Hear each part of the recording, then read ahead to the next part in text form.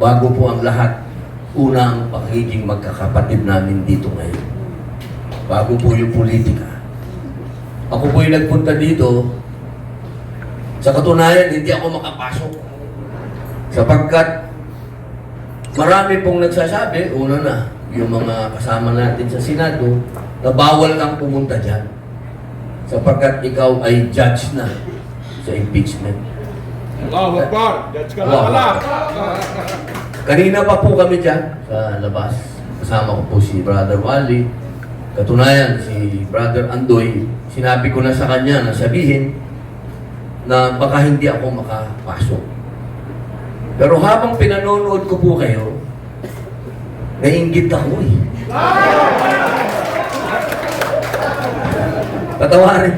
Patawarin niyo ako, pero nainggit ako sa mabuting paraan. Alam niyo po, dito po sa kalagayan ng ating bansa ngayon, mga kapatid, hindi nila naiintindihan kung bakit ang Bangsamoro ipinaglalaban hanggang ngayon ang kalayaan ng bansang ito. Allahu Akbar!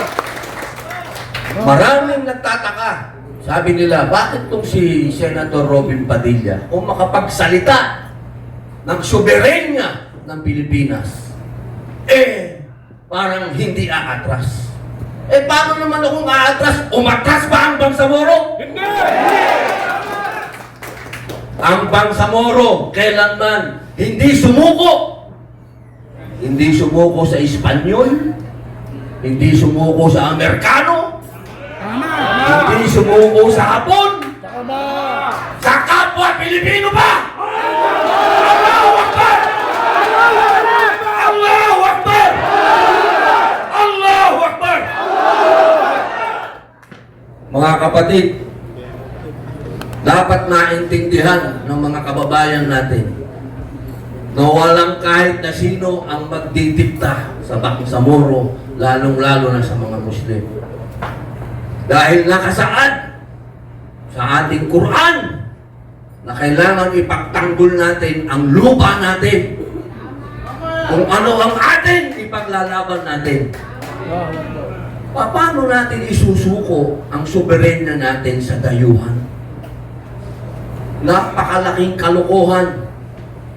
Sinasabi nila, bakit yan si Robin Padilla? Ganito, pinagbintangan pa ako na ako daw ay obstruction of justice. Huwag ka nilang gagalawin! Allahu Akbar. Mahirap bang intindihin na hindi katanggap-tanggap ang warrant of arrest ng dayuhan? Tama! Sino ang makakatanggap niyan kung Pilipino ka? Ibig sabihin, traitor ka! Ilan ang bayani natin na nagbigay ng buhay nila? Ilan ang Bangsamoro na nagbigay ng buhay nila para ipagtanggol ang bansang ito? Tapos ibibigay lang natin ng ganun? No way, Jose.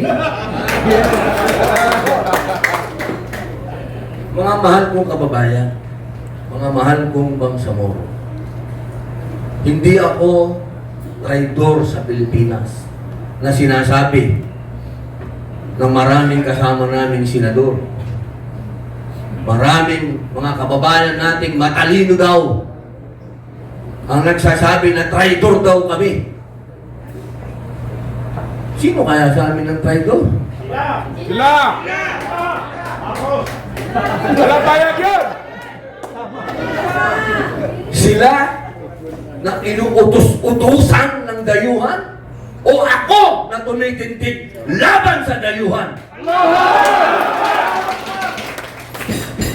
Mga kapatid ko, yung sinasabi nilang pinalitan daw namin yung majority natin dahil sa impeachment. Parang, eto ba tukang mga ito nagbabasa ng rules ng Senado? Nagbabasa ba itong mga ito ng konstitusyon? Ang linaw-linaw sa konstitusyon at sa rules ng Senado, kailangan 16 ang boboto laban sa ating Vice President. Eh kahit anong bilang ang gawin ko, paano sila makakalabing-anin? Bobo kasi yun.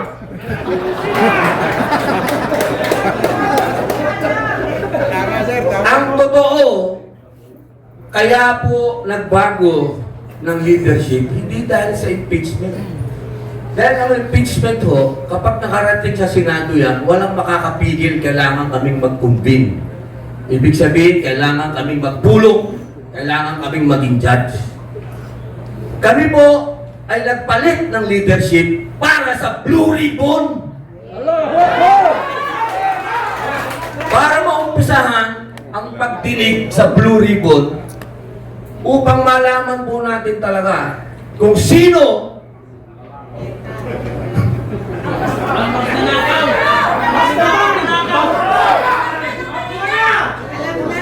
kapag may baha, may buhaya. Yan lamang po yun. Kaya sana mga mahal kong kababayan at mga kapatid kong Bangsamoro, huwag po kayong maniwala na ginawa po yan ni Senator Alan Peter Cayetano. Ginawa namin 13 para sa impeachment. Hindi po. Ginawa po namin yan para malaman ng taong bayan ang tungkol kung sino talaga Ang mga magdinaka! Mga bobo! gusto kong magtuloy yung galit ko pero pinakatawan niyo ako eh. Kaya sana po, mga mahal kong kapatid, kung gusto natin talagang tulungan ng bayan natin, una, hindi ko naman kailangan ipaalala sa Bangsamoro yan dahil never kayong sumurrender. Never. Allahu Akbar. Kailangan natin ipaalala sa ating mga kababayan. Huwag niyong hayaang nakawin sa atin ang kalayaan natin. Huwag na huwag. Yung soberenya natin, ipaglaban ninyo. Walang sino mang dayuhan ang pwedeng magsabi sa atin o humusga sa atin. Kung gusto tayong husgahan, dapat kapwa nating Pilipino. Huwag dayuhan. Nakakainsulto. Nakakainsulto na hinuhusgahan tayo ng ibang lahi. My goodness, I hate France. Hasta la vista! Hasta la vista, baby. Parang gusto mo na akong paalisin. Bilang panghuli, mga mahal kong kapatid. Panghuling salita. Marami pa tayong pagkikita. Inshallah. Alam niyo kasi parang pinapasok ako kasi hindi ko alam baka pagdating ko bukas sa Senado, banata na naman ako ng rules of court. Oh, nagsalita ka doon, bawal yan.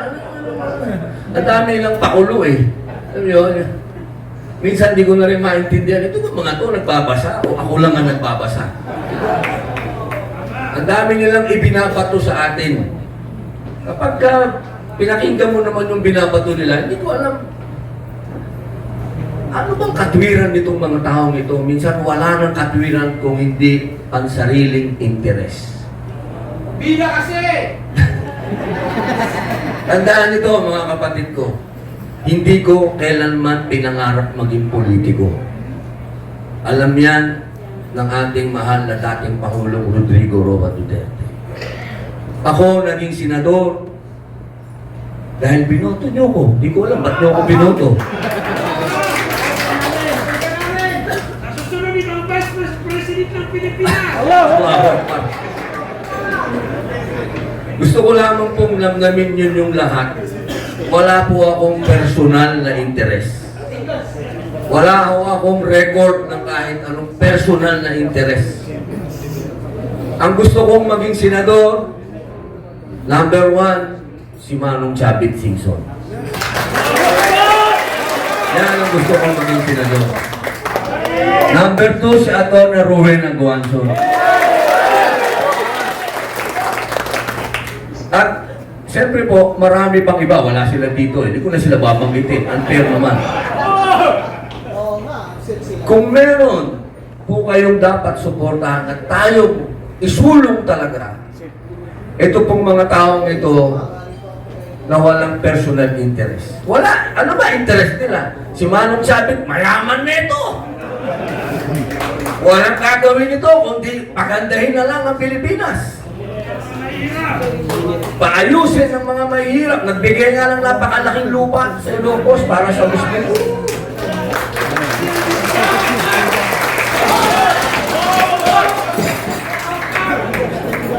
Si Atty. Rowena Guanzon, na laging binabalatan nila, bakit nyo babalatan?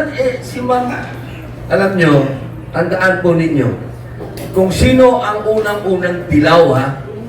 Ang unang-unang dilaw ay si Pangulong Duterte.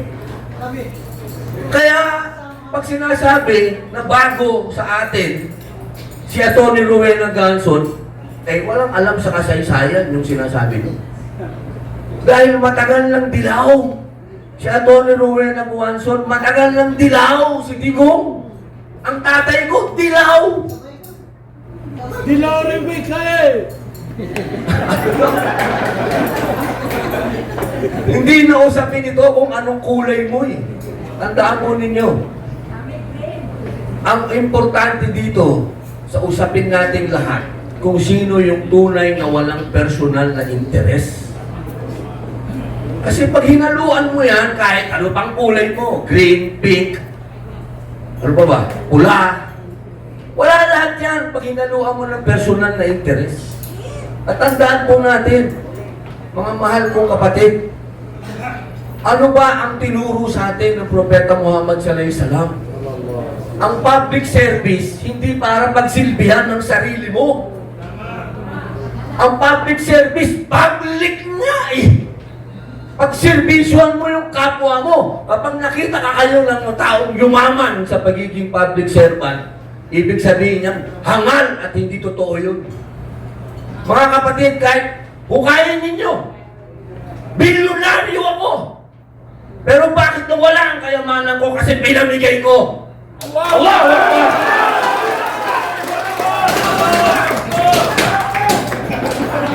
Brother, baka magbayad tayo dyan, ha? Wala tayong ibabayad dyan. Baka sumobra na nga tayo sa oras dito. Yari tayo dito, may bayad.